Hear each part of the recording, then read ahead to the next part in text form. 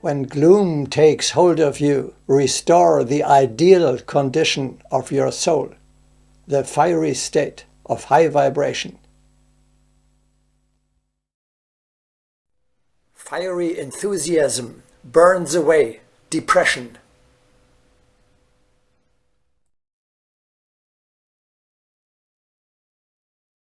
Do not give in to thoughts of sorrow. Such thoughts are like rust on a conqueror's sword. But where there is fire, there can be no sorrow.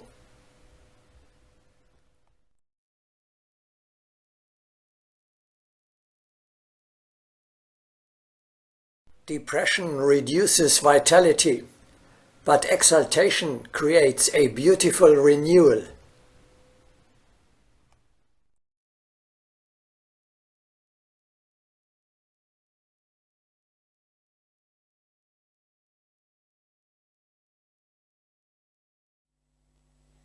At past events, you can look calmly, but very soon, the depressing present will be a thing of the past.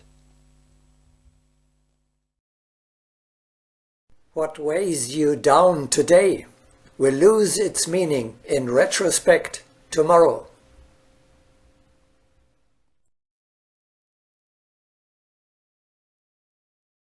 People may notice that their past worries turn out to be insignificant after a few years.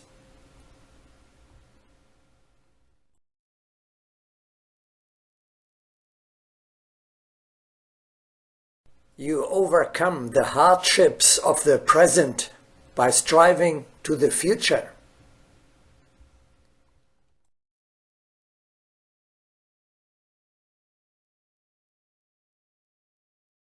It is wise not to worry, but to strive joyfully.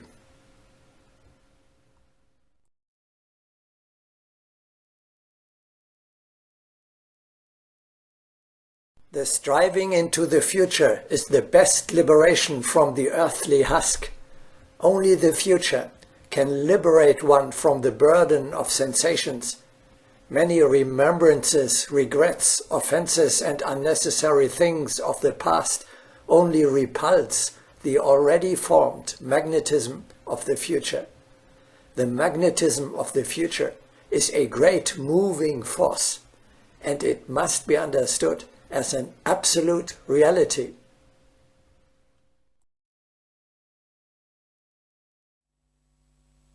The oppression of the present vanishes when you leave it beneath you, hurrying towards a high goal.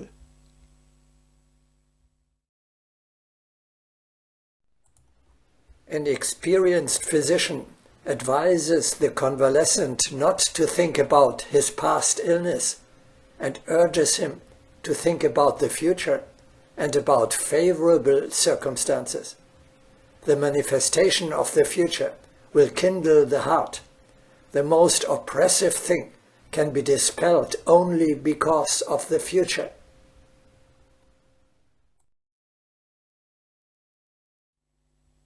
Comfort lies in the fact that a better future is possible, and that it depends solely on you to create it.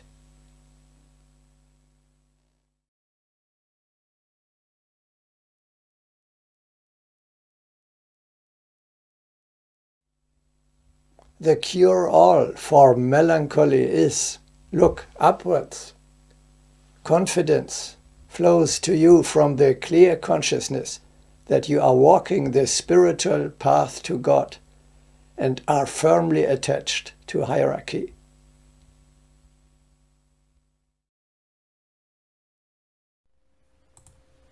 When it is burdensome on earth, thought can lift itself up to the supermundane spheres.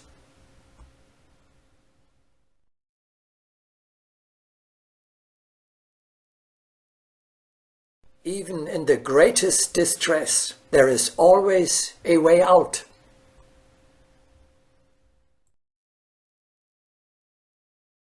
I don't believe that. Surely there are situations where no salvation is to be found.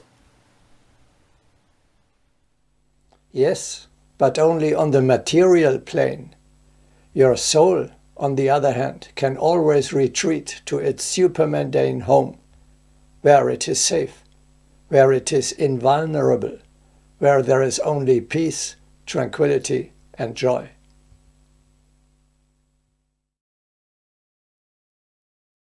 It may sometimes seem that there is no way out, but the feeling of issuelessness is unacceptable. In addition to earthly solutions, there may be supermundane ones.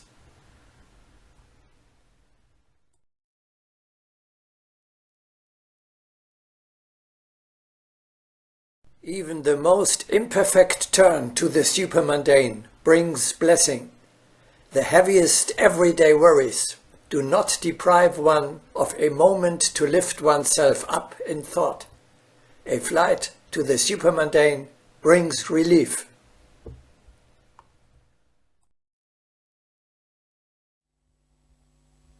We know very well that we can find healing in a moment of contemplation.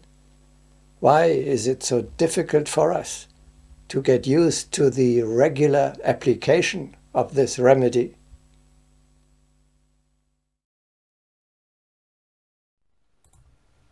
Where can the victim turn if he is not aware of the path upward?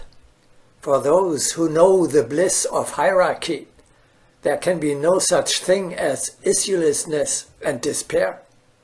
Thus one can trace to what an extent the teaching has in mind an essential direct benefit, which can be given to everyone who knows how to look upward.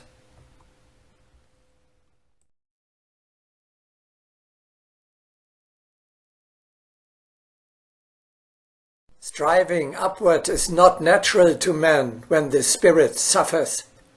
But is it not better to substitute higher striving for suffering?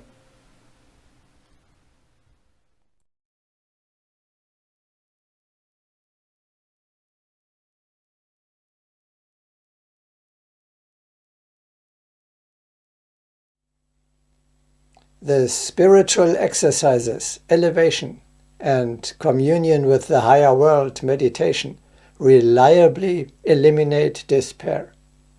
They carry you high above the moods of the moment and the worries that plague your transient self. Learn to fly, that is, to soar into spheres where you are free from earthly oppressions.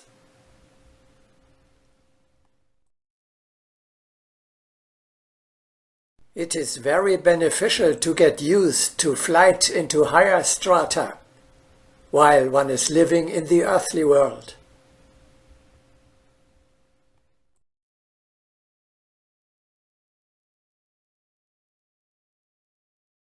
When our consciousness is completely transported into the domain where there is no fear and depression, then we are invulnerable to any filth.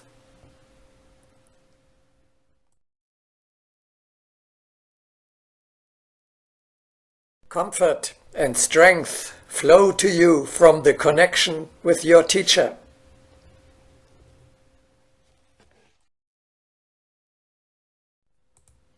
Verily, the path of the heart is light when the current of courage and joy passes incessantly through the silvery thread.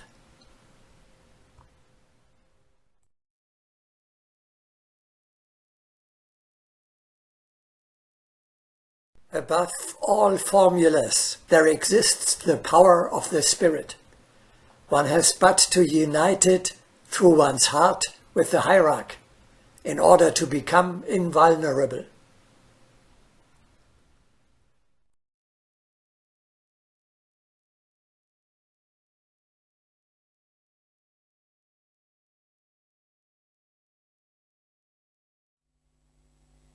The higher powers, your teacher, or if you wish, your guardian angel or protector from the spiritual world, will stand by you if you only begin to fight dejection.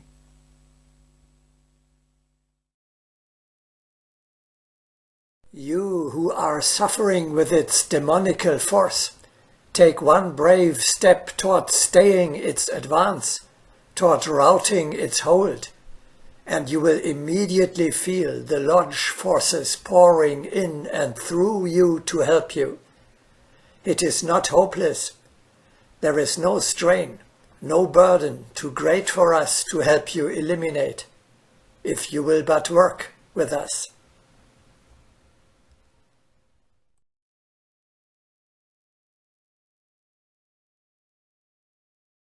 Aspiration to us is a strong shield. Help can be immeasurably increased. Where there is no room for discontent, complaints, depression, and mistrust. People give your invisible helpers the opportunities to stretch out their hands.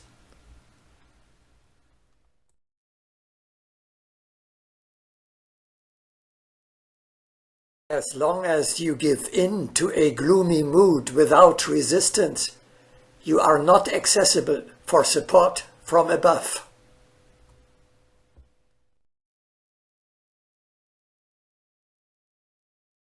Gloomy people are clouded over by troubles and sorrows, and they cannot see joy. Through the net of sadness, people become blind and lose their strength, and cannot help themselves, nor are they able to receive our help, because depression and irritability block the way.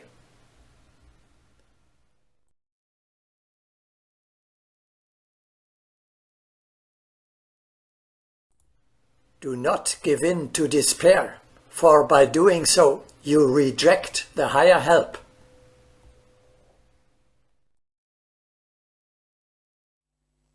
When you accuse fate, you turn away from the higher powers.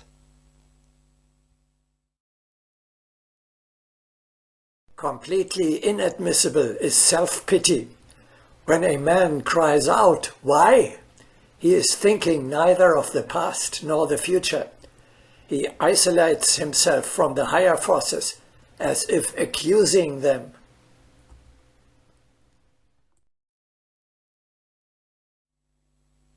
You can learn to consciously invoke higher help.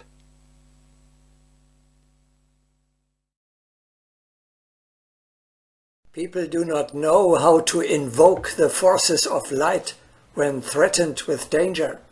On the contrary, they cast their doubts, regrets, and even accusations into space, even though they are fully aware that such faint-heartedness does not help them.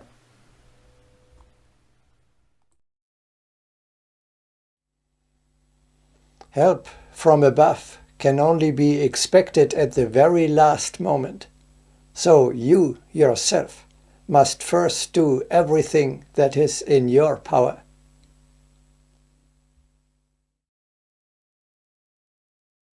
Thus let us nowhere despair, and let us everywhere make a final effort.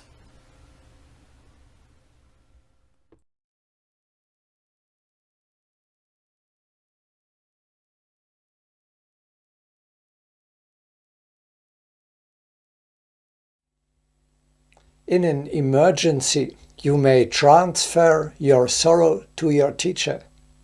Then it will not disappear, but immediately lose its weight. It is no longer your personal burden, but the burden of hierarchy, which you share as one link in the great chain.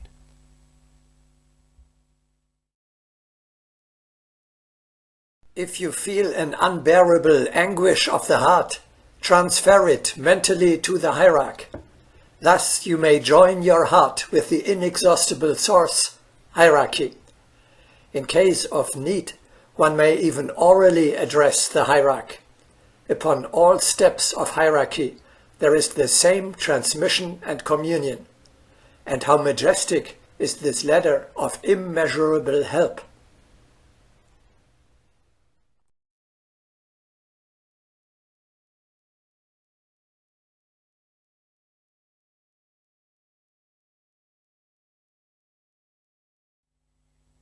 The disciple on the spiritual path must learn one thing above all else.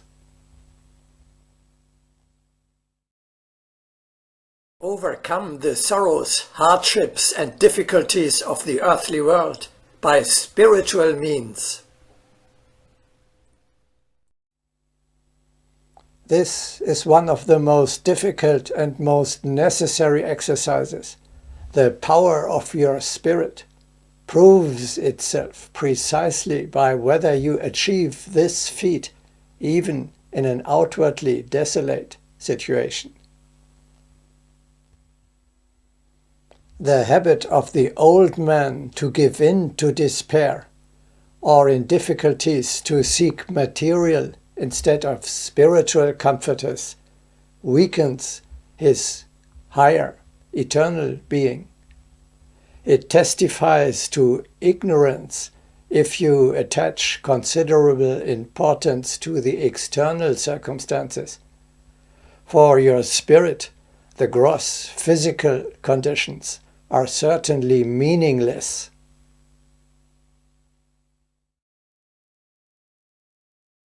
The external earthly world must not be stronger than your inner spiritual one.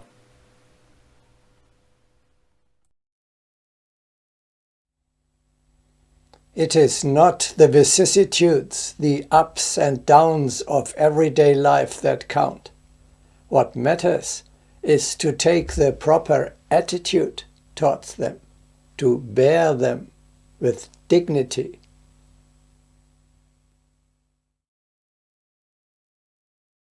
Über Nacht kommt Freud und Leid, und eh du's gedacht, verlassen dich beid, und gehen dem Herrn zu sagen, wie du sie getragen.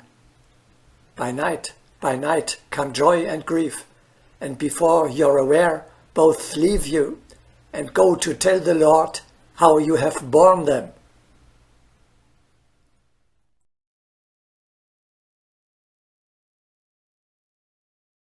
Because the remedy is victory of the spirit. In distress and worry, in doubt and challenge, you must first ascend the throne of your higher self and restore the power of your spirit. What does that mean in concrete terms and practically?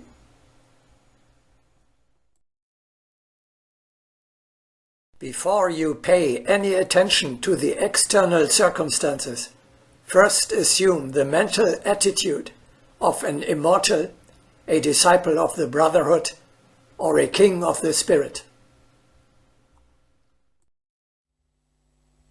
An attitude molded by the consciousness of your immortality, invulnerability and invincibility, by the knowledge of the usefulness of obstacles, by your actual attachment to the higher world, and by the dignity of your office. You establish the rule of the Spirit over yourself and over the circumstances.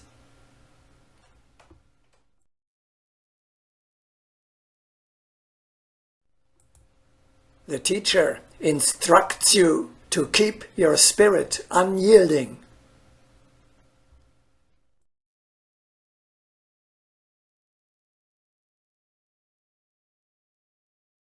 Whoever succeeds in hearkening to the voice of his spirit will rise above the abyss.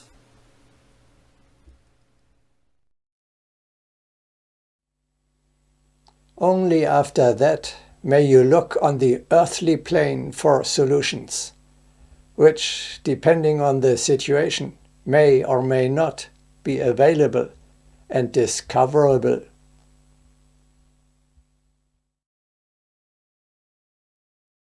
There were those among the disciples and followers whose lives were filled with misery and daily hardship. The teacher, Jesus, would first help them by uplifting their spirits, and only when balance was established would he discuss their problems.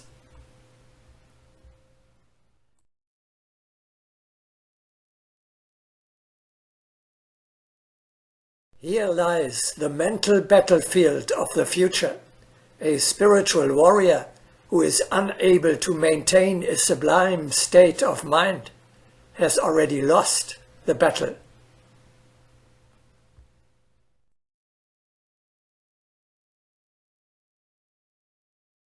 Achieving the right mental attitude is already half the victory.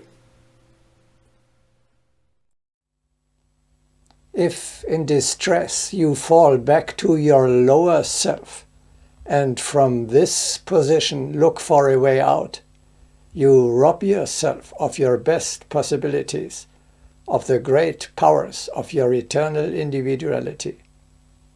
In a depressed state of mind, you will hardly find the right path.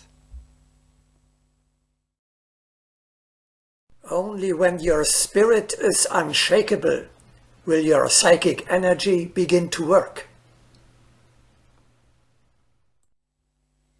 With its help alone, you will find the best solution.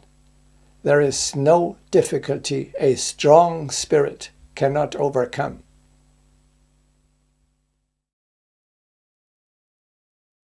There is no dungeon such that the fire of the heart cannot illuminate.